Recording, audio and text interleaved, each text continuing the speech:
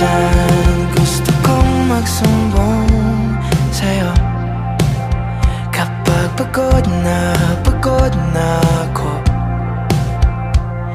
Tama pa bang init na yakap mo ang hinahanap ko?